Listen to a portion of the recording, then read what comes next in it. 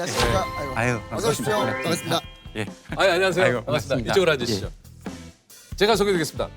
올여름 유례없는 역대급 폭염을 마친 쪽집게 기상학자 김해동 교수님이십니다. 안녕하세요. 안녕하세요. 안녕하십니까. 안녕하세요. 예. 오늘 마침 눈이 와서 지금 그 얘기를 하고 있었는데 어떻게 또 성함이 김해동 교수님이시네요.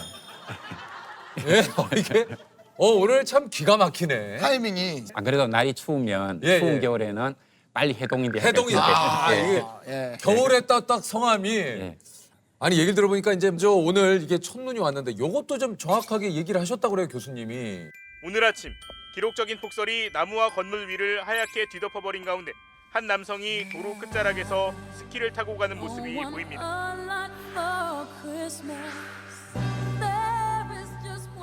예, 어제 날씨가 기상청 예보를 보면 한 3도, 4도 이렇게 예보가 나왔었거든요. 네. 근데 기상청 예보관들은 지상 온도가 3도 이하가 되면 눈이라고 예보를 하고 3도 이상이 되면 비라고 예보를 하거든요. 네. 그러니까 어제 같은 경우는 아주 그 경계선상에 있기 때문에 네. 이걸 눈이라고 해야 될까? 비라고 비라고 해야 해야 될까? 될까? 근데 어제 작가님한테 제가 내일은 화이트 찰력입니다 이렇게 문자를 보낸 적이 있습니다. 아, 정확하게. 예, 예. 아, 온도가 왜 떨어지- 그렇게 예상을 좀 하셨어요? 예상보다는 온도가 더 내려갈 것으로 보였거든요. 그래서 실제 어제 예상한 것보다는 오늘 지금 녹화하는 이 시간에 온도가 한 2, 3도 더 낮거든요, 사실은. 예.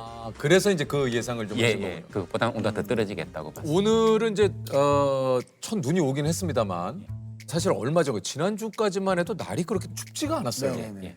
가을도 좀 유독 늦게 오는 것 같았고 단풍도 좀 늦게 들고. 근데 진짜 유독 이번 여름은 좀 길었던 것 같아요. 그렇죠. 끝날 듯 안 끝나고 끝났다 예. 싶으면 다시 돌아오는 것 같고. 예. 추석까지 이렇게 사실은 무더위가 예. 예전에는 추석에 아침에 입김이 났던 걸로 기억하거든요. 맞아요. 예. 근데 지금은 뭐 사실 반팔을 입고 다니니까. 그러니까 추석을 한자로 이렇게 써보면 네. 가을 추자에 맞아요. 저녁 석자잖아요. 네네. 그러니까 가을의 저녁이라는 얘기니까 가을이 무르익었다. 예, 예. 이제 두꺼운 옷을 입고 맞아요. 이렇게 됐었거든요. 네. 근데 이제는 그것은 다시 올 수 없는 그런 하나의 추억. 아, 그래요? 이제 옛날에 다시 이야기. 올 수 없는 거죠. 예, 교수님. 예, 그렇습니다. 아, 그러면 수능 한파도 마찬가지입니까? 수능 한파도 없어졌어요. 그렇죠. 원래 수능 보면 너무 따뜻했죠. 영상 17도 뭐 이렇게 올라가 버렸으니까. 영상 17도요. 예. 수능 한파로 수도권과 강원 영서지방엔 한파주의보까지 내려져 있습니다. 기상청은 아침 기온이 영하 7도까지 떨어지는 곳도 있다며 강추위를 예상했습니다. 기온도 10도를 웃돌면서 예년 같은 수능 한파는 느껴지지 않습니다. 아니 이게 사실 기상이변에 대한 여러 가지 얘기들을 주변에서 좀 많이 합니다만 이렇게까지 더워지는 이유가 뭐가 있습니까? 결국은 우리가 얘기하는 지구 온난화, 기후 위기 이런 이야기죠. 그러니까 전 세계의 70%가 바다이고 그 안에 우리가 대륙이 큰 것 같지만 30%밖에 안 되니까 네. 사실은 우리가 큰 바다에 떠 있는 섬에 살고 있는 것인데요.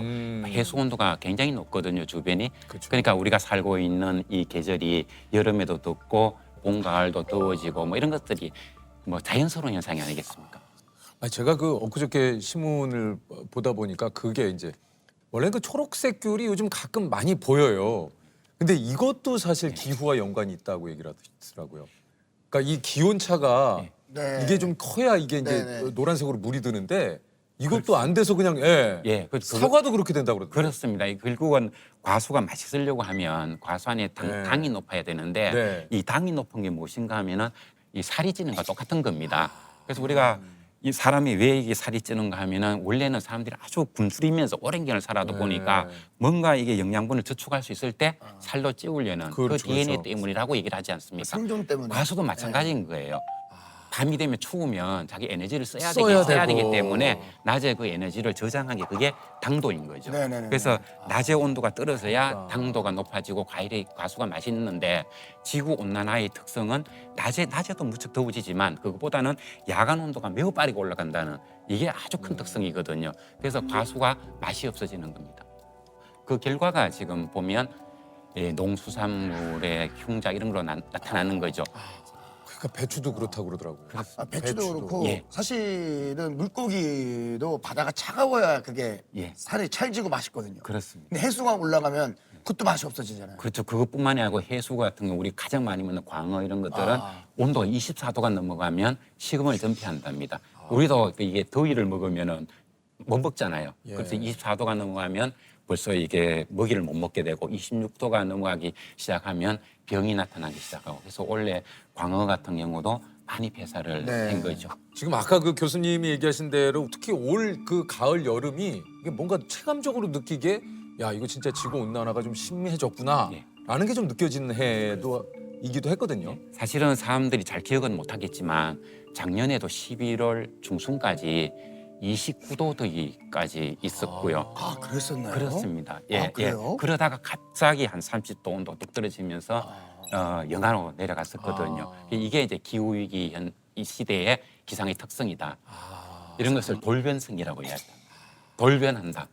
그래서 작년입니까? 2023년 같은 경우에 네네. 이탈리아 같은 경우에는 8월 달에 35도, 37도 더위가 시작되다가 그 다음날 갑자기 영하로 떨어지면서 폭설이 내린 적도 있습니다. 이탈리아에서요. 예, 그런 식으로 변하는 그래서 거죠. 영화 같이. 예, 그리고 미국의 덴버시는 아주 유명합니다. 폭염특보가 내렸다가 그 다음날 영하 5도 이렇게 내려가면서 그냥 우리가 걷지도 못할 정도의 폭설이 쏟아지고 이런 현상들이 나타나는 거죠. 그래서 기후위기 시대에는 얼마나 추워졌다, 얼마나 더워졌다 이것보다는 이 변동성이 얼마나 커지는가 이게 가장 핵심이라는 걸 보면 됩니다. 그래서 금년 겨울 같은 경우도 네. 온도가 높았다가 갑자기 뚝 떨어졌다가 다시 온도가 훅 올라갔다가 뚝 떨어졌다 이런 것들이 되풀이 될 것으로 생각합니다.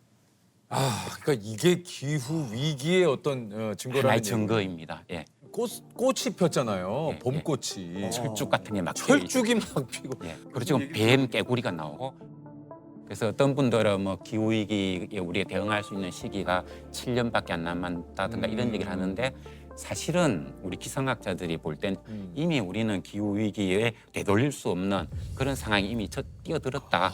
예, 그래 그런 증거를 대라고 한다면 얼마든지 될 수 있을 정도의 그 정도입니다. 예, 그게 전 세계적으로 그렇고 외에서 발생하고 있는 놀라운 기상 현상이 우리나라에도 거의 똑같이 발생을 하고 있습니다. 교수님 올해 또 이게 폭염 전망을 하셔가지고 또 이제 쪽집게다 이런 얘기를 들으셨는데 지금 또 올겨울 영하 18도의 역대급 한파가 올 거다 예측을 또 하셨다 그래요. 예.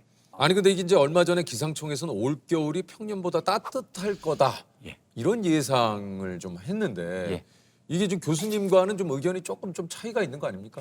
예, 그 정보를 잘 읽어야 되는데요. 예, 네. 제가 사실 문어도 아니고 점쟁이도 아니고 사실 저는 데이터를 딱 놓지 않으면 이 전망을 할 수 없는 그런 사람인데 올 겨울이 많이 추울 것이라는 그런 패턴들이 이미 많이 나오고 있었기 때문에 그걸 제가 얘기를 한 것이고요. 근데 이 평균이라고 하는 것은 온도가 높았다가 떨어졌다 이렇게 하면 두 개를 더해서 나누면 평균이 되는 것이고 그보다 조금 더 따뜻하면 이렇게 올라갈 수 있는 거죠. 근데 그것이 실제적으로 그러면 한파가 안 온다는 얘기냐? 그건 아니고요. 올 겨울 온도는 변동폭이 많이 클 것이다. 그래서 지금 우리가 겪고 있듯이 온도가 쭉 올라갔다가 또 푹 떨어졌다가 이렇게 될 가능성이 있고요. 그렇게 되면 우리가 온도가 계속해서 추우면 적응이 되죠. 옷도 입게 되고 우리 몸이 적응이 되는데 우리가 온도계를 보고 이건 평균이니까 춥다 하면 안 되겠네 이렇게 말할 수가 없잖아요. 추우면 춥다고 얘기하는 거고 더우면 네, 더우면 네, 덥다고 네. 얘기해야 되니까 네. 그렇게 보면 그렇게 따뜻한 더위다 따뜻함이 계속 이어지는 이런 겨울은 아닐 것이다. 아닐 것이다. 예. 교수님도 사실 말에 책임을 지셔야 되니까 예. 이야기가 굉장히 좀 어쩔 수 근데 이게- 없어요. 예. 어쩔 수 없어요. 맞아요. 왜냐면 교수님이 네. 아까 얘기했죠. 교수님 무슨 뭐 쪽집게 도사님도 아니에요, 아니고 아니에요. 그건 알 수가 없어. 근데 전 세계 진짜 많은 분들이 노력하시지만 그 정확하게 예측한다는 거 사실은 그럼요. 그러니까 인간의 제가 영역을 벗어난 제가 거잖아요. 얘기하는 건 보면요 올 겨울이 추울 것이라는 것은 우리나라 기상청의 계절 전망에도 나왔고요. 물론 저는 9월달에 얘기했고 기상청에는 10월달에 얘기하고 한 달에 격차는 나지만 어쨌든 그거는 이제 누구나 다 전망을 했던 그런 이야기거든요. 그런데 사실은 이 얘기를 하려면은 좀 부담은 많이 됩니다. 그렇겠죠. 왜냐하면 이거는 5천만 국민들이 어. 시간이 지나면 누구나 다 할 수 있는 거짓말을 할 수가 없는 그런 현상이 네네네. 있죠. 그래서 저도 이 꼭다문에 가만히 있으면 비난을 받지 않는데 그 얘기를 했다가 맞지 않으면 큰 문제가 될 수가 그렇겠죠. 있고 그렇죠. 또 이런 얘기를 하면 대비를 하시니까. 해야 되고 그렇죠. 그리고 그게 큰 비용이 들어가는데 그게 어긋나면 그렇죠. 부담이 클 수가 있지요. 네네. 근데 제가 잘 맞췄다 해가지고 뭐 누가 저에게 큰 칭찬을 하는 것도 아니고 돈을 교수님 입장에서는 그러니까 욕만 사실상 먹어 교수님. 아, 예. 못 맞추면 욕만 먹지. 또 맞췄다고 칭찬도 안 해. 그 유일한 혜택이라는 게 유퀴즈에 나오는 정도. 예. 하루에 어떤 기상의 변화는 우리 사모님이 더 잘 맞추신다고 그러는데요. 그런 예측은 더 좀 촉이 좀 네. 있으신 것 같으세요? 근데 남편이 좀 이렇게 그 데이터에 기반해서만 얘기를 하고 그게 아닐 때는 뭔가 좀 이렇게 불안해 하더라고요. 네. 근데 누가 봐도 하늘이 컴컴하고 눅눅하고 그래서 비가 오는데 남편은 이렇게 이런 기상도는 아직 안 떴다. 그래, 저는 이제 그 말 맞아요. 안 듣고 그냥 우산 들고 나가거든요. 그러면 한 1분 걸으면 비가 옵니다. 네. 그러니까 누가 봐도 비가 올 것 같은데 그런 데이터는 오늘 없다. 예. 제가 대학원 다닐 때 과외를 많이 했었는데 소위 말하는 쪽집게 과외였던 것 같습니다. 한 25개 정도 이렇게 찍어주면 그중에 한 23개 정도는 거의 뭐 그대로 나왔던 것 같습니다.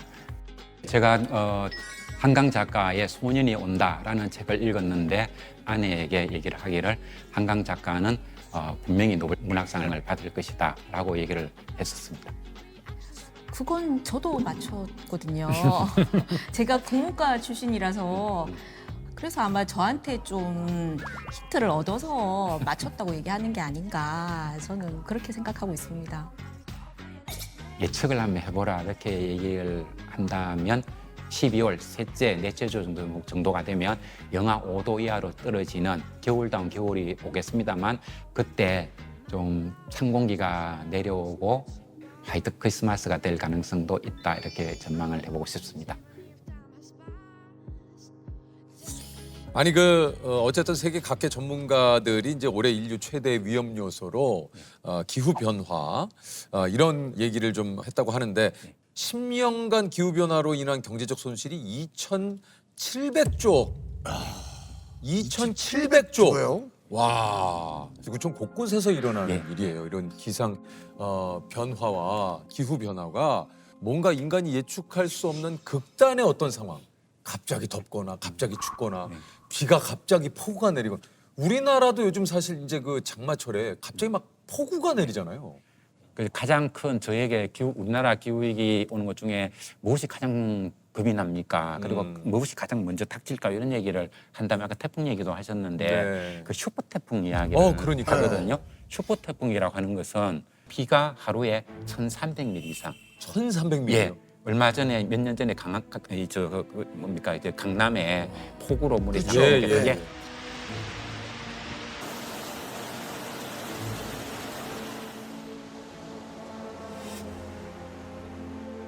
예, 이게 예. 340mm거든요. 거의 그거야 4배네요. 4배 정도의 비가 오는 게 슈퍼 태풍입니다.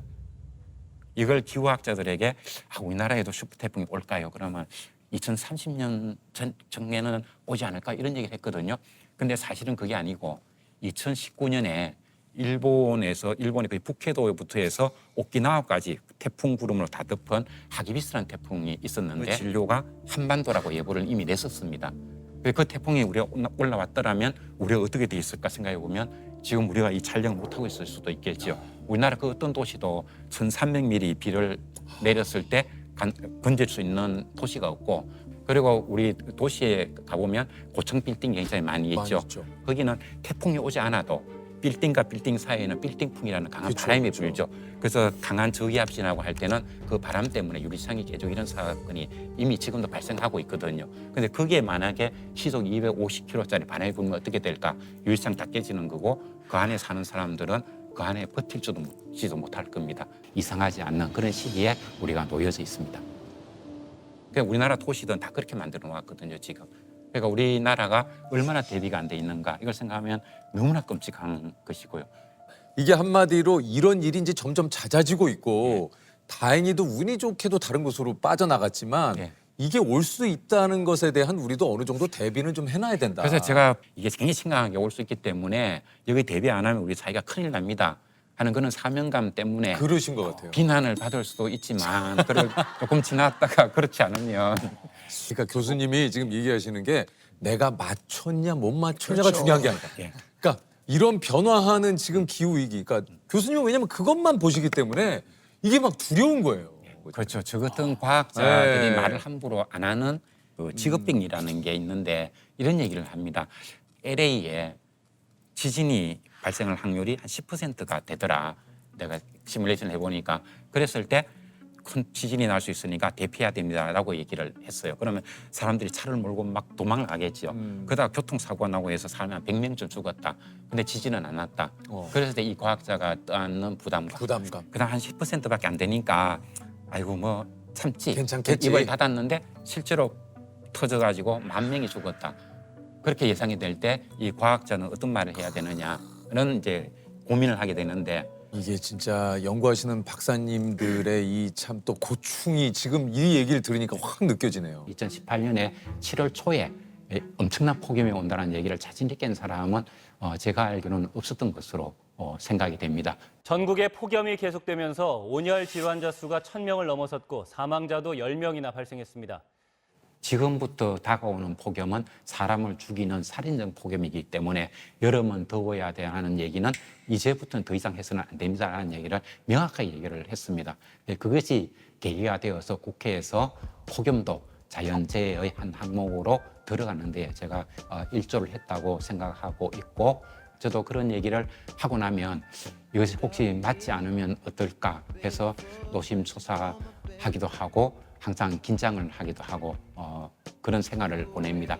그럼에도 불구하고 우리가 그것을 대비를 했을 때는 피해를 훨씬 줄일 수가 있기 때문에 여기에 대비를 시켜야 된다는 그런 좀 학자로서의 어떤 사명감이랄까 그것이 있기 때문에 앞으로도 내 전망이 잘 맞을까 혹은 틀릴까 여기에 연연하지 않고 계속 얘기를 할 생각입니다.